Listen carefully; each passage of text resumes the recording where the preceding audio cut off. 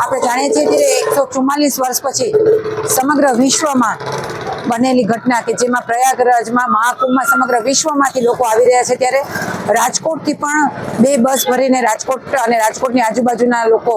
શ્રદ્ધાના ભાગરૂપે એક રાજ ટ્રાવેલ્સ કરીને ટ્રાવેલ્સના માધ્યમથી પ્રયાગરાજમાં કુંભમાં સ્નાન કરવાની પવિત્ર આસ્થાના માટે થઈને રાજકોટથી થોડા દિવસ પહેલા અહીંથી નીકળેલા હતા। એ લોકોએ ટૂર્સની જે જાહેરાત આવેલી હતી છાપામાં, એમાં એ લોકોએ જોયું હતું કે એ લોકોને ત્યાં કુંભમાં દર્શન કરાવવામાં આવશે, સ્નાન કરાવવામાં આવશે, રહેવાની ખાવા પીવાની વ્યવસ્થા કરાવવામાં આવશે, અયોધ્યા, વારાણસી અને બધી જ જગ્યાએ એ લોકોને દર્શન કરાવવામાં આવશે એવું જાણીને તમામ લોકોએ તે ટ્રાવેલ્સના માધ્યમથી બધી તપાસ કરી હતી અને જે ટ્રાવેલ્સે જે રીતે કીધા એ રીતે 12,500 રૂપિયા ભરીને તમામ લોકોએ રાજકોટથી આ 2 બસ ભરીને શ્રદ્ધાળુઓ પ્રયાગરાજ જવા માટે નીકળી ગયા। પ્રયાગરાજમાં મહાકુંભમાં એ લોકોએ ખૂબ શ્રદ્ધાથી અને પવિત્રતાથી આસ્થાથી એ લોકોએ ત્યાં સ્નાન કર્યું, પરંતુ ત્યારબાદ જ્યારે એ લોકો કુંભમાંથી બહાર નીકળ્યા ત્યારબાદ હું ગાંધીનગર હતી, ત્યારે સત્રમાં હતી, ત્યારે એ લોકોનો મને ફોન આવ્યો કે બેન અમે 2 દિવસથી રસ્તા ઉપર છીએ, ટ્રાવેલ્સ વાળો ફોન નથી ઉપાડતો, અમારી પાસે ખાવા પીવા માટે કાંઈ નથી, અમારી પાસે રાજકોટ પહોંચવા માટેની કોઈ વ્યવસ્થા નથી, 2 બહેનો છે એને માંદા પડી ગયા છે, એને અમે સવારે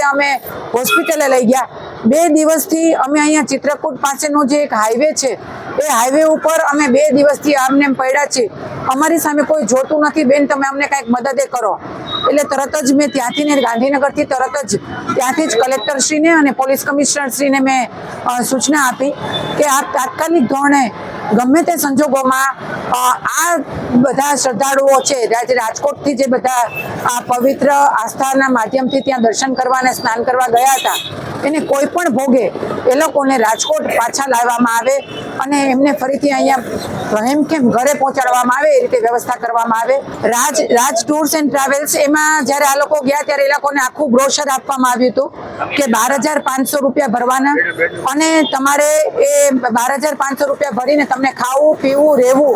અને આ બધી જગ્યાએ યાત્રાના સ્થળે તમને બધી જગ્યાએ તમને સાથે રાખવામાં આવશે,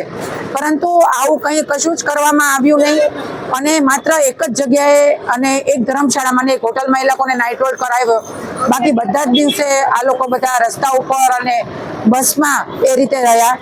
અને અમુક જગ્યાએ તો ત્યારબાદ ટ્રાવેલ્સ વાળાએ ફોન ઉપાડવાનો પણ બંધ કરી દીધો। એટલે આ લોકોએ પોતાના સ્વખર્ચે જે લોકો પૈસા મંદિરમાં અને ધાર્મિક સ્થાનોમાં પ્રસાદ માટે થઈને જે ઘરેથી થોડા પૈસા લઈને ગયા હતા એ પૈસામાંથી એ લોકો બધાએ પોતાનું ભરણ પોષણ કર્યું અને અહીંયા પછી આ તંત્રના માધ્યમથી અને મેં જે અહીંયા સૂચના આપી હતી એ માધ્યમથી આજે આ તમામ લોકો 2 બસ ભરીને તમામ લોકો હેમખેમ રાજકોટ પહોંચી ગયા છે।